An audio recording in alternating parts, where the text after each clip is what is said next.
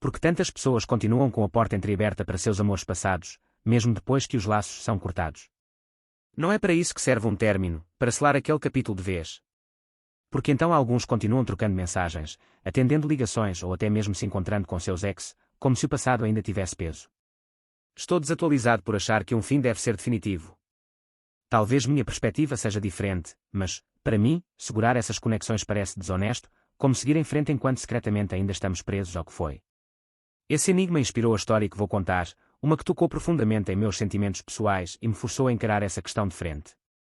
É sobre o desenrolar do meu noivado com Débora. Nossa história começou muito antes de o romance entrar em cena. Eu conheci Débora quando ela estava envolvida em um relacionamento extremamente tóxico com um homem cujo nome vou omitir. Ele era imprevisível, carinhoso no momento, frio e cortante no próximo, às vezes pior. Vi o quanto isso a marcava, mas mantive minha distância, sem tentar ser o herói ou interferir. Ela precisava traçar seu próprio caminho. E, eventualmente, ela conseguiu, embora a fuga tenha sido cheia de altos e baixos, cheia de dor.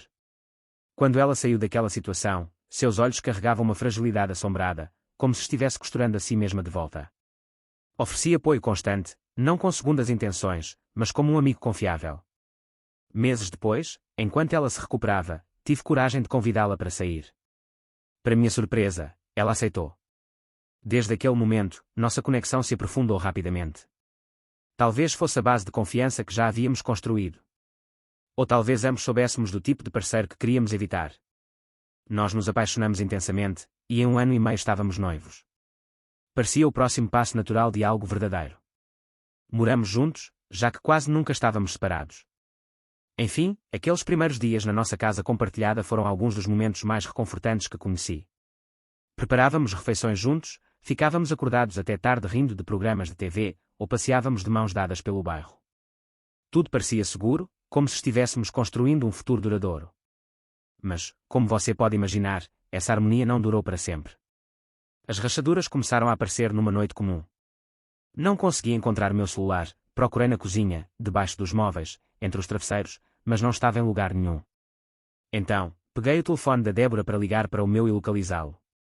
Parecia inocente, mas quando abri o histórico de chamadas dela, congelei. Lá estava o nome do ex dela, listado entre as chamadas recentes, há poucos dias. Foi como um soco no estômago. Não era algum contato esquecido. Eles estavam conversando. Quis achar que era um engano, então olhei as mensagens deles, procurando por clareza. Em vez disso, encontrei uma conversa de mensagens casuais, amigáveis, como se o passado deles ainda estivesse vivo. Não fazia sentido. Não depois de tudo que ela tinha contado sobre a crueldade dele e a dor que ele tinha causado. Fui até o quarto onde ela estava deitada e perguntei diretamente, por que você ainda está falando com ele?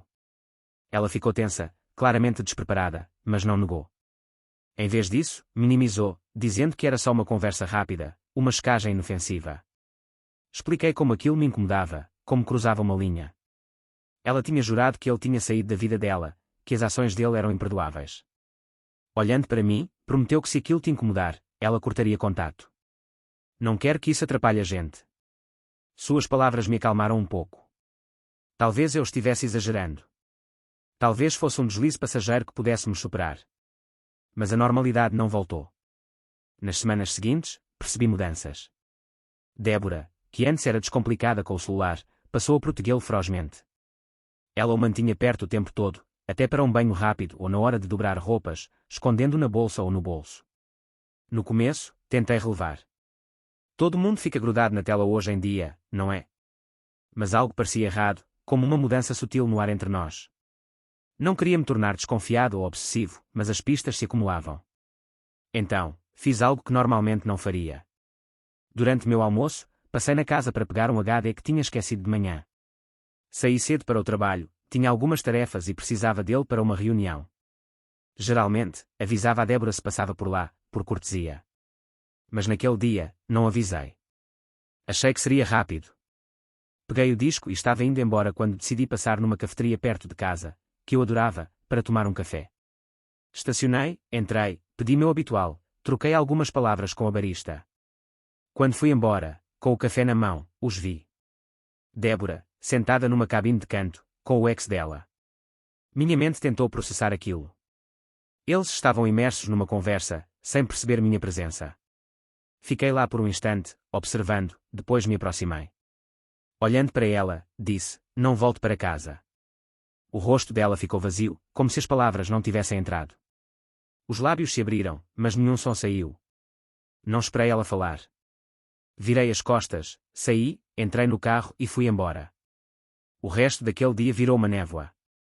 Meu corpo estava presente, mas meus pensamentos estavam longe. Quando voltei para casa naquela noite, ela já estava lá me esperando. No momento em que me viu, levantou-se rapidamente, com palavras derramando-se. Afirmou que o ex dela passava por dificuldades pessoais e tinha procurado ajuda. Jurou que era platônico, que eu tinha interpretado mal a situação, enquadrando como um ato de bondade. Ouvi em silêncio enquanto ela falava. Quando terminou, perguntei: "Você não disse que tinha acabado com ele?" A hesitação dela foi ensurdecedora. Antes que ela pudesse responder, pressionei: "Então, porque você estava com ele hoje?" Ela gaguejou, procurando outra desculpa. Eu não precisava ouvir mais. Para mim, ficou claro. Num relacionamento sério, você não deixa espaço para alguém mais se infiltrar. Isso não é lealdade. É instabilidade. Eu disse que, se ela não tinha superado ele, não poderia continuar investindo em alguém cujo coração ainda pudesse estar dividido. O rosto dela se contorceu, como se estivesse chocada, por eu ter dito a verdade. Mas ela sabia que eu tinha razão. Disse: "Se ele é tão importante, vá até ele." Ela desabou, chorando, insistindo que nunca quis me magoar, que não podia explicar suas ações. Ela implorou para que ficássemos juntos, mas eu já estava desligado emocionalmente. Disse para ela pegar suas coisas e ir embora. Não ia lutar por um lugar que achava que já era meu. Ela ficou ali, lágrimas caindo, esperando que eu mudasse de ideia, mas eu não mudei. Quando percebeu que eu era sério, arrumou algumas malas e foi para a casa dos pais. Acho que ela pensou que era algo temporário, que eu iria me acalmar e que iríamos nos reconciliar. Mas ela não entendeu que minha decisão não nasceu de raiva. Veio da escolha dela de encontrá-lo novamente. Esperei alguns dias, esperando que ela voltasse para buscar suas coisas, com alguma maturidade. Ela não veio, então tomei a iniciativa. Liguei para ela vir buscar. Ela provavelmente esperava que eu estivesse pronto para consertar tudo. Mas, quando chegou e viu suas coisas empacotadas na porta, a realidade bateu. Foi o fim. Ela ligou depois, mas não atendi. Não havia mais o que dizer. Então vieram as mensagens. No começo, cheias de arrependimento, depois de raiva. Ela tentou-me machucar, dizendo que eu era ciumento, controlador, incapaz de lidar com uma mulher confiante. Seu último insulto foi que o ex dela era melhor do que eu. Li tudo, mas não respondi. Enviei uma mensagem: "Fique com ele." Foi o fim. Sem mais ligações, sem mais discussões, só silêncio. No silêncio que seguiu, refleti sobre Débora e toda aquela situação. Senti tristeza e liberdade. Tristeza porque realmente queria que tivesse dado certo. Eu tinha-me dedicado totalmente, imaginando um futuro compartilhado, mas também liberdade, porque finalmente enxerguei a verdade. Não só minhas esperanças. Olhando para trás, aprendi algumas lições duras para quem está atravessando um relacionamento. Primeiro, confiança é a base. Quando ela se quebra, você pode tentar consertar, mas é como tentar remendar um vaso quebrado. As rachaduras permanecem e continuam machucando. Segundo, estabeleça limites cedo. Se algo parecer errado, diga. Eu deveria ter sido firme quando vi aquelas mensagens. Em vez disso, dei espaço, esperando que ela me escolhesse. Esse foi meu erro. Terceiro, ações falam mais alto que promessas. Palavras são baratas. O comportamento revela a verdade. Ela disse que iria cortar contato, mas suas escolhas diziam o contrário. Quarto, independência emocional é fundamental. Você não constrói algo duradouro com alguém ainda preso ao passado. É como remar com um âncora arrastando. Por fim, às vezes, sair é sua única opção.